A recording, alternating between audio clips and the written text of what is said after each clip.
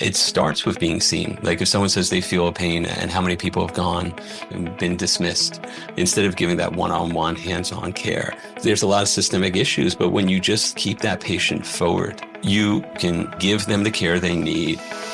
If you want to break the mold of traditional pharmacy and healthcare, you are in the right place. Welcome to the Pivoting Pharmacy with Nutrigenomics podcast, part of the Pharmacy Podcast Network. Here's a little truth bomb. We're all unique down to our DNA. So it's no wonder we react differently to the same medications, foods, and environment. Here's a $1 million question. How can you discover exactly what your body needs? Which medication, what foods or supplements, and which exercises are right for you? How can you manage chronic conditions like diabetes without more medications? How can you lose weight and keep it off? How do you tap into your genetic blueprint so you can stop surviving and start thriving in health and life? That is the question, and this podcast will give you the answer. I'm your host, Dr. Tamar Lawful, Doctor of Pharmacy. Let's pivot into genomics and bring healthcare to higher levels. Hello, welcome back to Pivoting Pharmacy with Nutrigenomics. I'm your host, Dr. Tamar Lawful, Doctor of Pharmacy and Certified Nutritional Genomics Specialist. Today's episode is one that I think so many of us need to hear, whether you're a provider, a patient, or someone who's just tired of being told the only answer to pain is another pill. We're diving into the world of chronic pain, but from a completely fresh angle. We're going to explore what happens when you stop treating pain like a problem to numb and instead start listening to what the body's trying to say. Joining me today is someone who's made it his life's work to do just that, Dr. Jordan Barber. Dr. Barber is a doctor of acupuncture and oriental medicine, a healthcare consultant, and an educator with over 20 years of experience helping both patients and practitioners. He's a clinic partner, a former institutional review board chair, and the upcoming author of Realigning Medicine, a book that speaks to the soul of every healthcare provider who's ever felt stuck in a system that doesn't match their values. Jordan's specialty? Reimagining in pain, especially chronic pain, through the lens of integrative and evidence-based care. He brings a deep understanding of the fascial system, trigger points, dry needling, biomechanics, and beyond.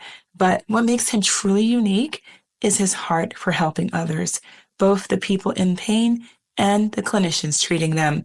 So if you've ever felt like there has to be a better way to manage chronic pain, this episode is your sign. Listen in.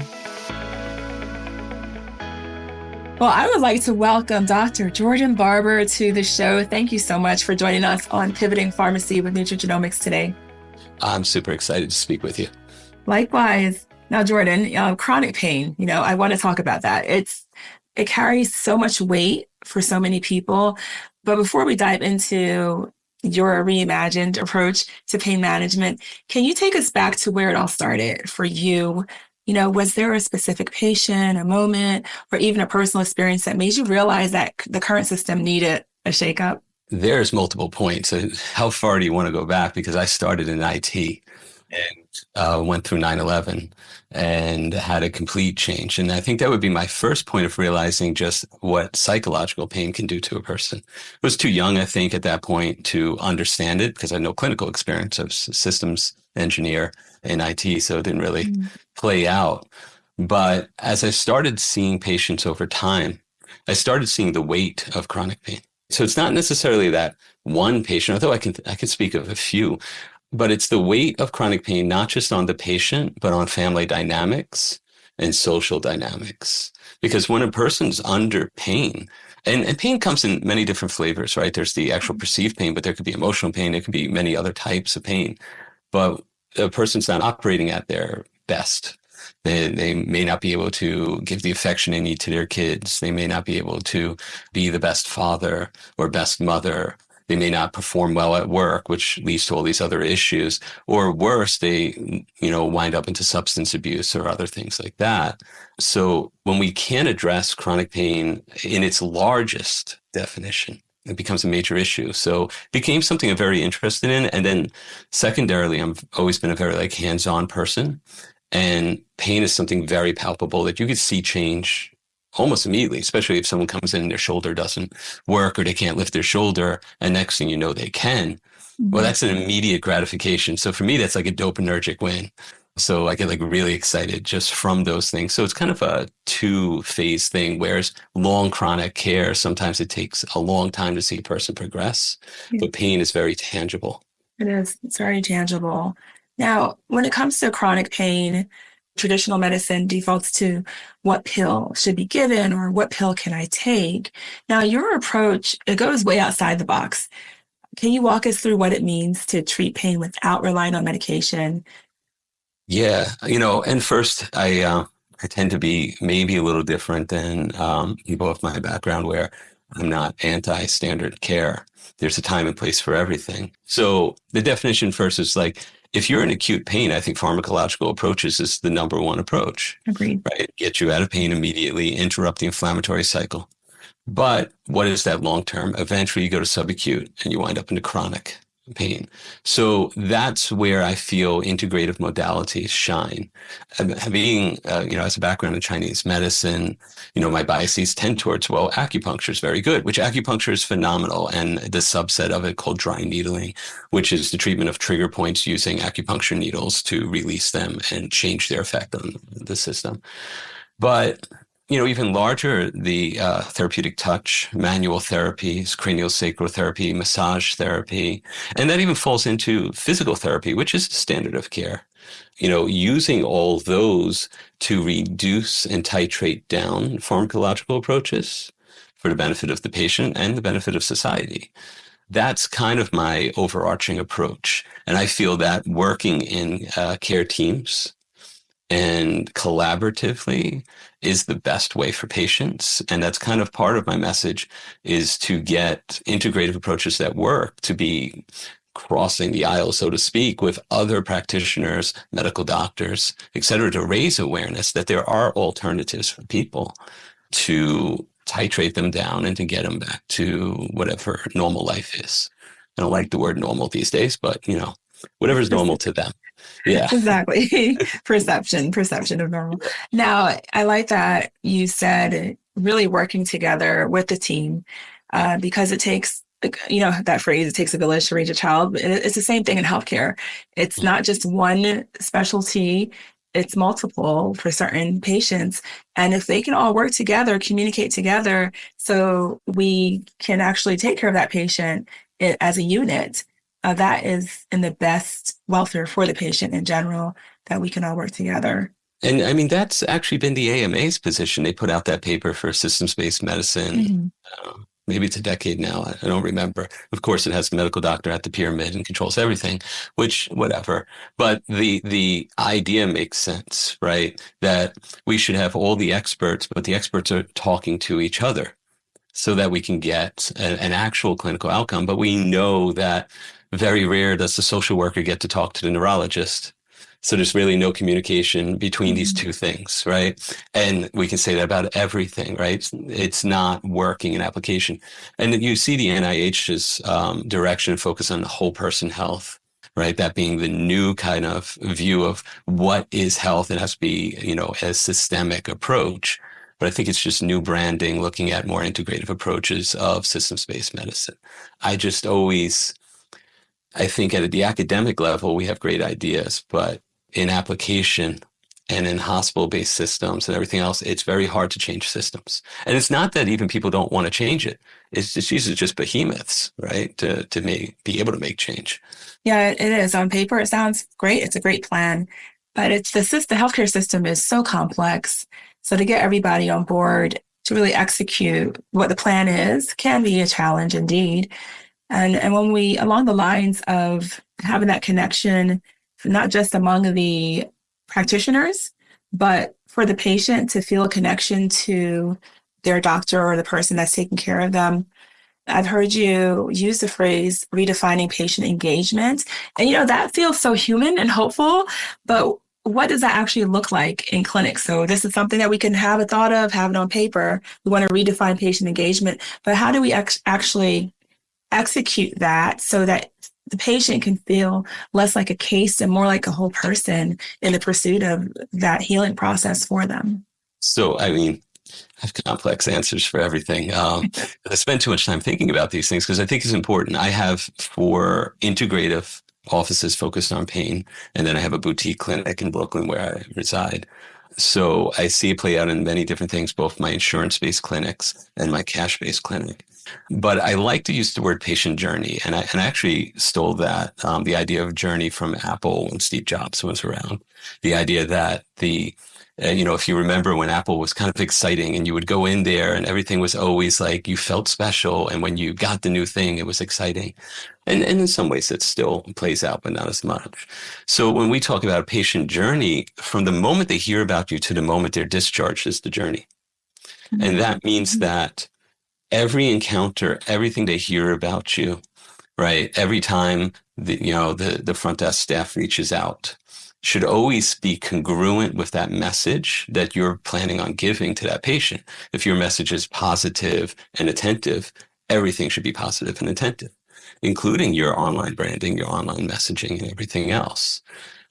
Because when that starts shifting and there's incongruencies, and I write at length about congruencies in clinics, there becomes these nonverbal, subtle mixed messages that patients receive, and the trust values go down. When trust goes down, compliancy goes down, right? So I think when we want to look at connecting with patients, we have to think about what connecting really means. It's not a transaction.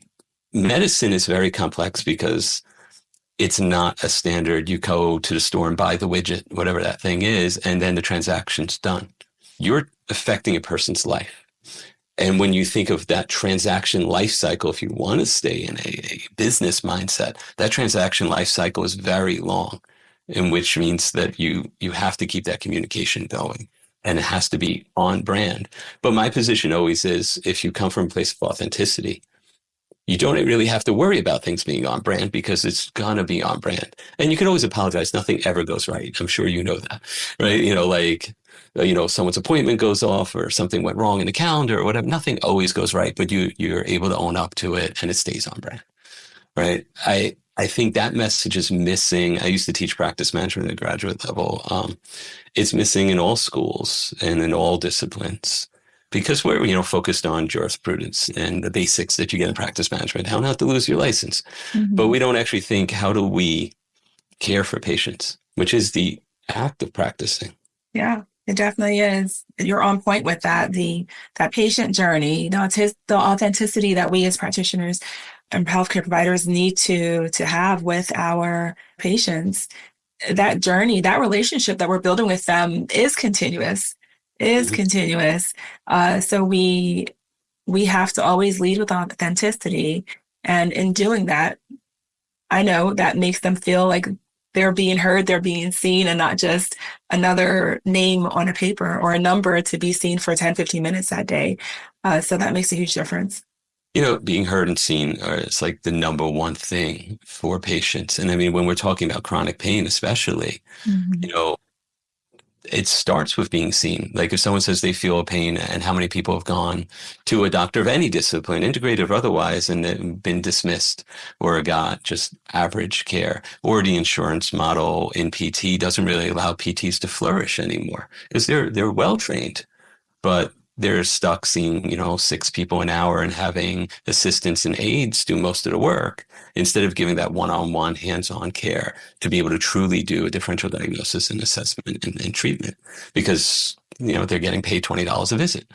And, you're in California or I'm in New York, the $20 doesn't go far, doesn't pay for even the electric bill for that hour, right? So there's a lot of systemic issues, but when you just keep that patient forward and think about that journey entire time, especially when treating them for pain or anything else, you can hear what they're saying, you can give them the care they need, or you can find a way of making sure that they get what they need. Maybe because you're still stuck in an insurance model, but you can make sure that they're getting videos or other assistive things that they can reference to do at-home care or other stuff.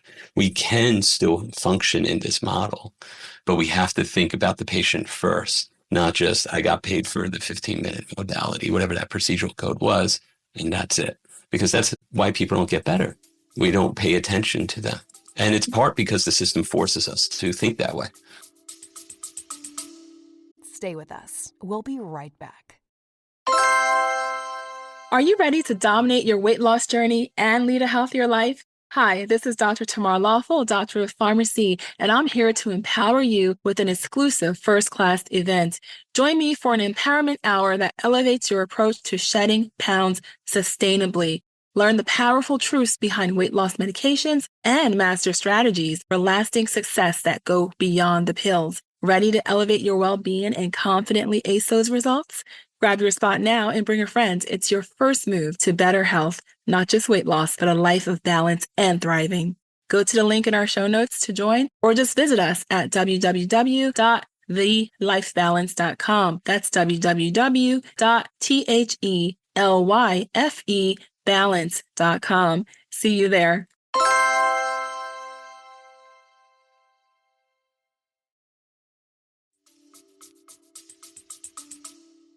That is so true. I agree with that. And part of that as well, if the patient is feeling like that, that ties into their emotions, right? Their stress levels. And many people, when they have chronic pain, they feel like it's a life sentence or that's just purely physical. But I know you've talked about how pain can also sit in emotions. Even those habits that they have, even those stress levels that can come, whether it's from the doctor, they feel like they're not being heard, or whatever is going on in their personal life. Can you share an example of how addressing someone's mental or emotional health can actually relieve that physical pain they have? Yeah, so I'll give you two. One, just staying on the patient journey thing. Imagine a person is suffering, they're in pain, and had a negative front office experience while waiting for you. That's going to increase cortisol. It's going to increase their stress hormones. They're going to put them more into a sympathetic state. The more sympathetic they are or sympathetic locked, it's going to be more difficult to get them into a parasympathetic state, which is going to cut down pain right off the bat. Additionally, there's been numerous studies, and last week they were in my head and they've escaped me now. I would have been able to quote the statistics, but there's repeated over and over in the studies that people who are suffering from emotional pain have increased perceptions of physical pain. That's documented multiple ways. So we have that.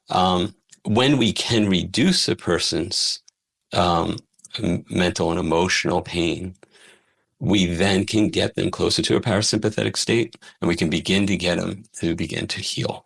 It's very hard to make someone relax, to soften a muscle, or to get someone to feel hope for the future when they're stuck in fight or flight. I mean, that's the crux of it, right? For acupuncture and dry needling, it stimulates GABA. It works on the endocannabinoid system. It works on multiple pathways, but all of those don't really work well if we're stuck in this extreme sympathetic lock, right? Where the sympathetic system is just stuck there and can't relax. And if you can't sleep, what does the lack of sleep do to the body and the perception of pain? It's going to amplify it. Right. And if your cortisol levels are high, you get crappy sleep, for lack of a technical term. And then your hormones go off. So it's a positive feedback loop, but the problem with positive feedback loops is that they're really actually negative, right? So it's a negative reinforcement.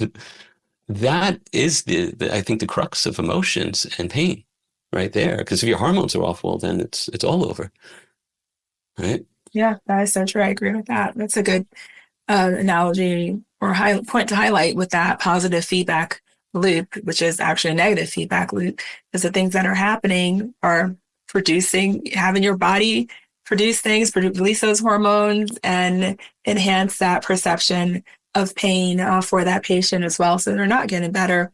But just showing that the importance of having or taking a holistic approach, an integrative approach when it comes to that management of pain and management of health in general.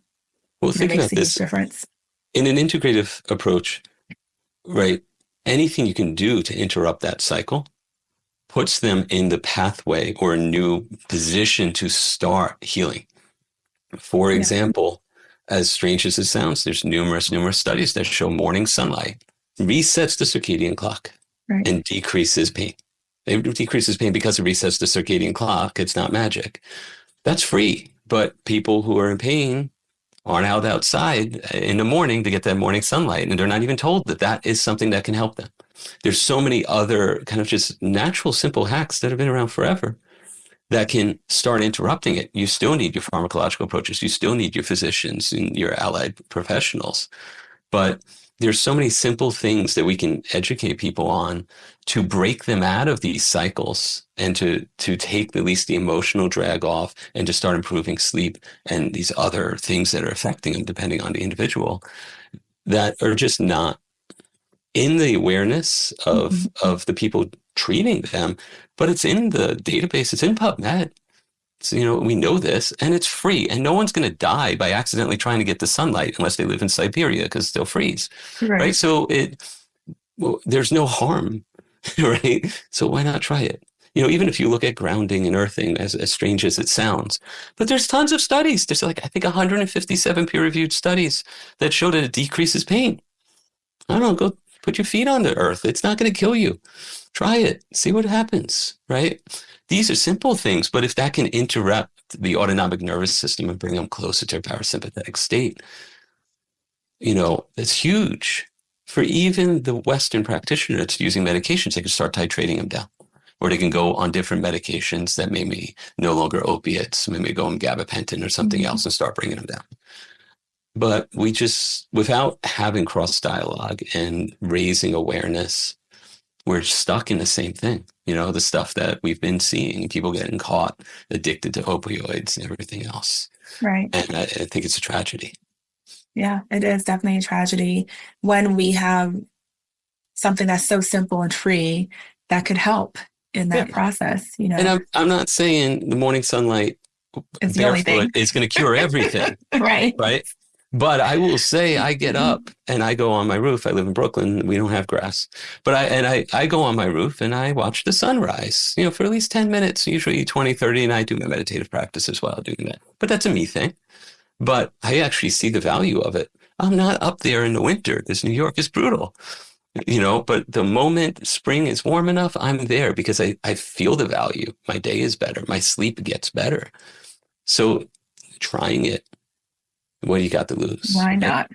Why not? And then using things like acupuncture, craniosacral therapy is something that I think, has impacted my life and I've trained in it and I've seen it do phenomenal things for people, especially on how it almost directly puts someone in such a deep parasympathetic state. It's wild and so subtle. And, it's been around forever and it came from the osteopaths, but it just doesn't have as much awareness. But what could that do for people, with migraines and everything else? Yeah, why not try it? Why not? Now, Jordan, your work, it's not just with patients, but you also work with clinicians and teams on building value-driven practices. What's the hardest mindset shift that you've seen providers have difficulty with? It's the individual. It's the provider, right? We have perceptions, limiting belief systems, set points that are in our way, what we believe is what we're capable of, how far can we go with things. And, these are varied from how we grew up to, our own traumas to just systemic issues, right? That create all these sort of belief systems, right? The hardest part is getting a person to know that they can do things, right? And that they are empowered and they have agency. There's nothing that prevents anyone from doing anything. Yeah, there's actually a lot of things out there, but there's nothing that stops you from trying, right? It's when you give up before you try. And I noticed that with people, it's like, oh, well, I don't want to charge the going rate because people won't come to me, especially like for new clinicians. I'm like, well, you're charging what? I teach a class on the treatment of orthopedic diseases. And one day I'm known for going off on weird tirades. This is what I do when I teach, is my teaching style. And I asked someone how much they were going to charge when they graduated. And they said something absurd for the New York area. I was like, cool, let's work this out. And I multiplied it. And I was like, great, by the time you're done, once we reduce your overhead and everything else, you're going to make $30,000 a year in New York City. And they stared at me because the only reason why you're charging that is because you emotionally believe that's what you're worth, where the going rate was double that. but they thought they can get people. And it's not a new person discount. This was how they were going to start. So that's just like a minor example that I see people deal with. And, within my book, I have a lot of exploration exercises and ways to look at those things. And I encourage people, to use therapy and everything else to work through them, depending on where they come from. Sometimes you're just like, oh, wow, I'm just not valuing myself, and that's good enough. And you can move forward. That's like the number one thing I see people deal with is their own belief systems, because everything else is possible. You don't have enough money. It's either you don't have time or you don't have money. You don't have money, but you probably have a little more time because you maybe starting, you don't have a full patient book. So you can do free networking. You can do these things. And once you start getting enough money, then you can pay consultants to do those things. There's always a way, but I have someone that I coach and it's always excuses, and they're in demand. But there's always excuses of why, oh, I didn't get to update that website. Oh, I didn't get my Google profile up yet. Oh, I'm waiting on this person. I'm like, okay, well, you're waiting on money. And do you think that's tied to the mindset as well? Like maybe they're not really believing that they can do this. It's mindset, but what is mindset, right? It's an individual. Mm-hmm. So, is that tied to that person's upbringing? Is it tied to the fact that, they came from a point of struggling? They're actually doing pretty decent now, but like, they just don't think effort's going to do anything anymore. I failed. I won at least 5 times, like rock bottom, lost all my money. But I believed in what I was doing because I was like, well, I really like this. I have to find a way to make money doing this. So I didn't give up. But I know the 3rd, 4th, and 5th times, it definitely rang like a very loud bell in my head that I'm probably going to fail and maybe I should give up. And there was even one time that I had a 6-figure offer to go back into IT, and I ho and hummed on that for a good 2 months. And then I'm glad it never happened. So I think it's always unique to the person. And that's why I have these exercises in the book to self-explore. Mm-hmm. And I'm also a big proponent of therapy and everything else. Of just the more we know about ourselves, the more authentic we can be. And that ties into the journey and everything else, right? If all we see our patients as is money, then that's the most inauthentic thing. There ain't nothing wrong with money, right? But you have to get paid. You have to keep the lights on to treat the people. But if you only see people as dollar signs, there's no authenticity there. And we've all seen practitioners that you're like, yeah, I was just a number. I've been, I write about a hospital experience where I was just a number, but then also I think they were just like a volunteer in the hospital who like made the entire experience different by connecting with me like a human. And hospitals could make you feel very inhumane. Well, because there's a million sick people. You're not special, but reaching across and just touching someone by a kind word or a smile can go far, and that ties into people healing from surgeries, from pain, from everything else. So I think my message is always intertwined. So I feel that, coaching practitioners or treating patients, it's the same message. It's still treating someone. I'm either allowing a practitioner to be able to treat 100 or 1,000 more people, in which case I'm still helping people, right? And help them thrive, or I'm able to help people directly. And for me, that makes me happy. That's like part of my core message or thing that I want to do. It's why I wake up, to be able to connect with people. Yeah, you definitely have to connect with them. And the more authentic we are, the easier it is to connect. Now, Jordan, your book is Realigning Medicine. It sounds fascinating. Because you're not just teaching people to heal, you're teaching providers to heal the entire system. So what does alignment look like in modern healthcare? Oof. So the alignment for me starts with the self. And a bit about me. I grew up as a punk rocker in New York, so I've always been that kind of like nonconformist, kind of like do it by yourself, screw the system, whatever. I'm 45 now, but it's still in me, much more subdued. So the alignment is alignment with your true self, whatever that is, right? And that's unique for everyone. When you know yourself and you do the thing you're on this earth to do, if you're spiritual, I tend to be spiritually inclined, but if you're not, the thing that wakes you up in the morning, whatever works for you, and you do that, you'll be in alignment. And if you're in alignment, your patients are in alignment with you. and their outcomes are in alignment with your goals and their goals. So that's how I see alignment. It starts with practitioner-patient alignment. Whereas when we look into modern system, it's an insurance company that dictates care while providers try to make that work and then eventually get burnt out and just see it as a job. And that's the end. That part. Yeah, no, we've all we're sitting here because we didn't want the job. Mm-hmm. I mean, I flirted with going back and doing, going to, the Caribbean and finishing my MD down there because I'm like, oh, larger scope of practice. And I was like, it'll kill me.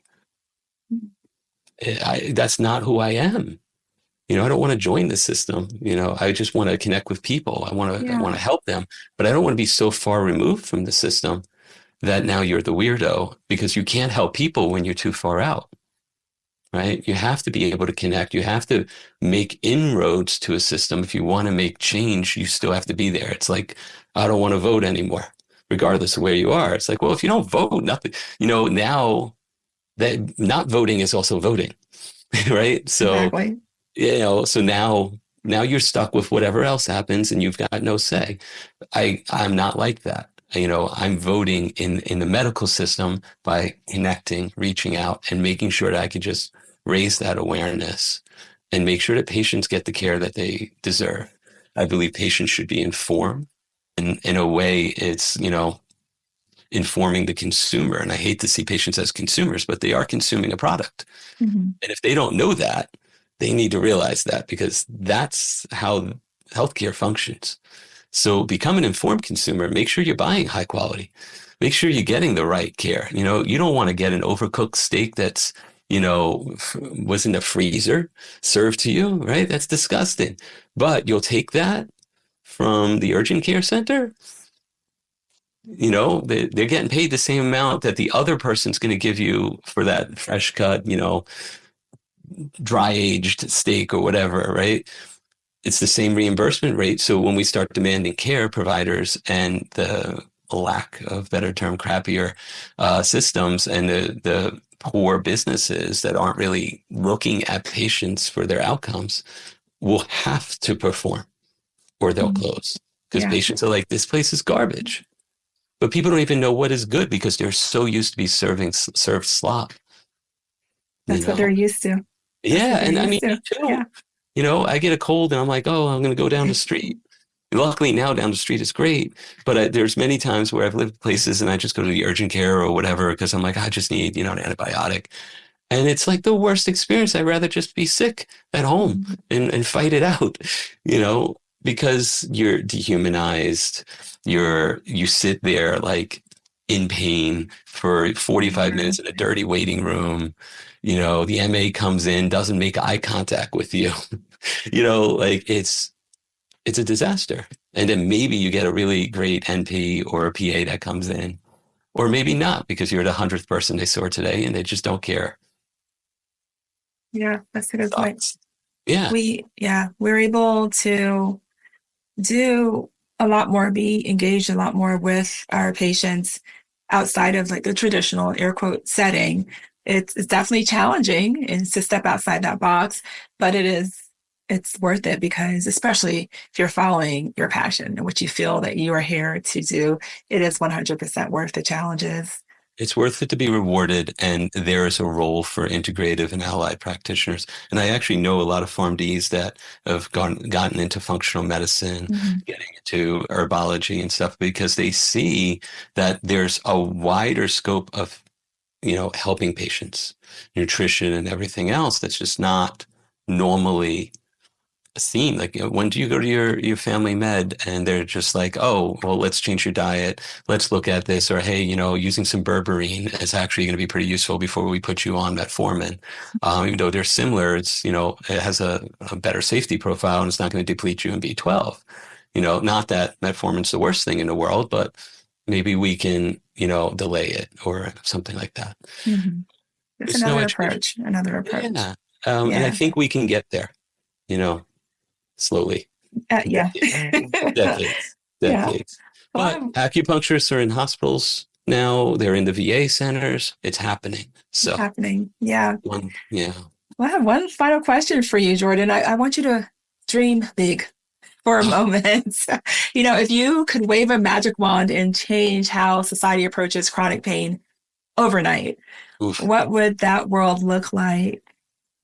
I want to go for the maximum efficacy.